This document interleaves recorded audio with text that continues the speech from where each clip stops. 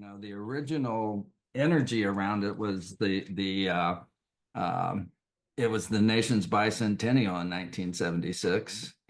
We were on the, kind of post-Vietnam War era, and I think people were starting to understand that saving historic buildings was part of ought to be part of our culture in this country.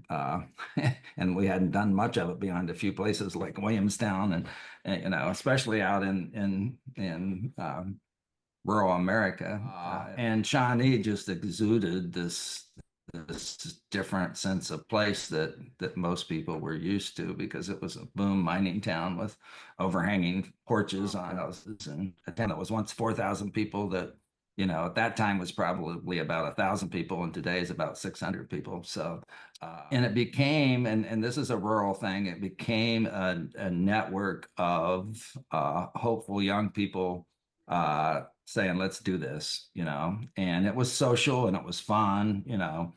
Our first loan was for $5,000 and to the local bank. And the only reason we got it was because of my family's name and my friend Skip's family's name. It wasn't because of what we were doing.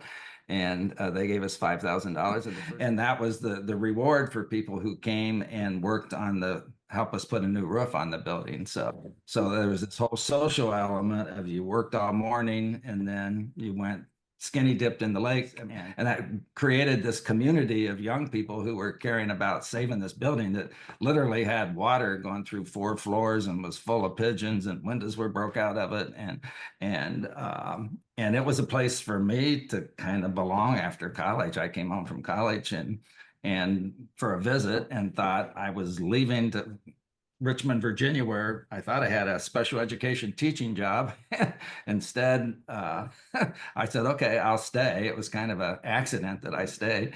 And so we just, took on this David and Goliath battle, not knowing what the hell we were going to really do or not, it wasn't grounded in a lot of well thought out business plans, let me tell you that. And one of the concepts, though, that we had from some very bright people in Columbus who were historic preservationists was, you don't have to fix this overnight. The big thing you need to do is mothball it. And that concept was really important. Was let's just get the roof on and cover the windows up and get the pigeons out, and that's what we did for the first 5 years, and we had a lot of fun doing it. We had concerts in the park, ice cream socials, adult basketball tournaments, anything we could to raise money, and it created this community group of young people, and that energy of people in their 20s, all working together for something was it was dynamic, but it was dynamic in the sense of building community, and in a rural area where people who were more aware and open and to the world, but you got to have a network of people that you rely on. And the dark side of that is that network of people become resented by people because we may be more secure and more happy and more hopeful. And I feel like the politics in rural America right now is we've given up. So you people think you know it all, go to hell. So you've never done a thing for us is kind of the attitude, you know. So, and inroads we had made in community organizing here with the more general public around history and things that were in nature, which were two assets that didn't have heavy politics to them for many years. I mean, those were common ground things that brought people together. And in the last 5 to 10 years, I feel some of that's unraveled by the greater power of the dark media and stuff, is that people that were trusting 5 years ago may not be as trusting now, are more likely to point fingers or to distrust what's going on. But then you start doing work on the theater and they see something happening, and then they start to soften again because they see something that might benefit and be constructive for their communities. So, and we were all seen as kind of long-haired, kind of weird people went back in the 70s by a lot of the community people. And there was never, even though most of us were locals, uh, if you go away to college and come back, you're really not a local anymore a lot of times in rural America. So you have that piece of it. But we've just persisted in different ways. And I give Sandy a lot of credit for that. That might be one of the better places for me to invest my energies after I really made myself sick from working so hard and go through trauma, coming home from state institutions to be a substitute, parent for 20 some adults with huge burdens. And we just kept doing what we could for the theater. And so in 1990, I guess, Sandy and her husband at the time, Steve, and I formed Sunday Creek Associates, which was the nonprofit. I'd started the newspaper in 1988.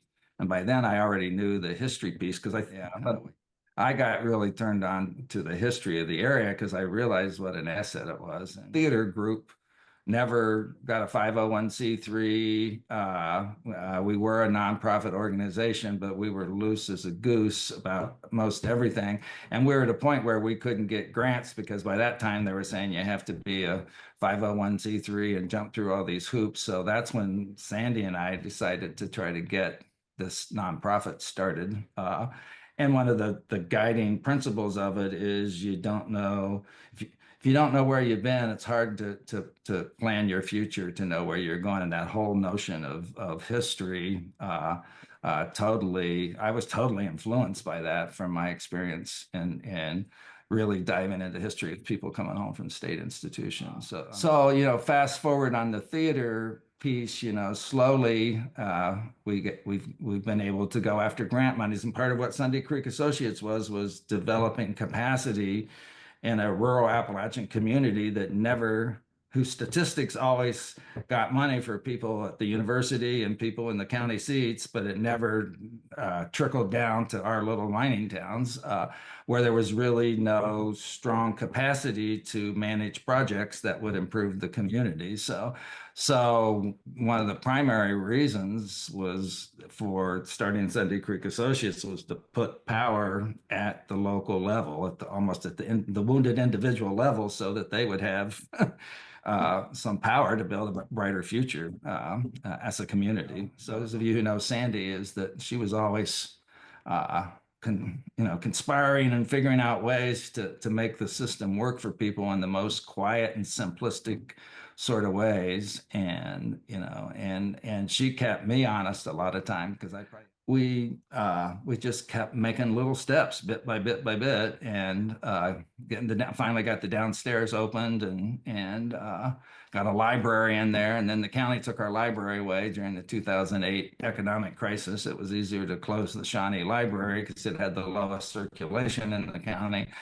And then they wouldn't have to cut all the other libraries. So we lost our library. But it turned out, in a sense, to be a blessing in disguise because it opened up the downstairs of the theater as kind of a community space. And so there we began, developing, moving our youth programs in there, doing, having concerts, doing different things. People rent the downstairs all the time for birthday parties and weddings. And that's really given, people vote there. And, so it created an accessible, modern space in downtown Shawnee. And our goal is just to move upstairs to the main theater, which will seat 300 people and has a flat floor with no fixed seating, so you can dance on it, you can do exhibits on it, you can have weddings on it. So it's going to be a multi-purpose space. But right now we got awarded $4 million in, well, it was kind of set aside for us in 2019, but it took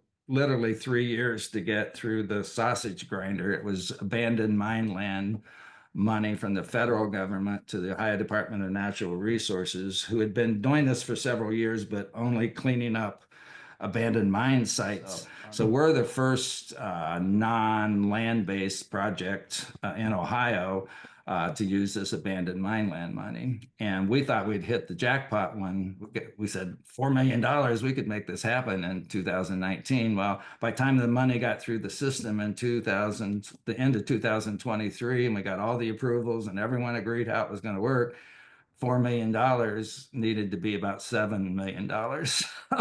So now we're in the midst of building an elevator tower and doing all this. The elevator tower in and of itself is going to have restrooms and a kitchen in it and things like that.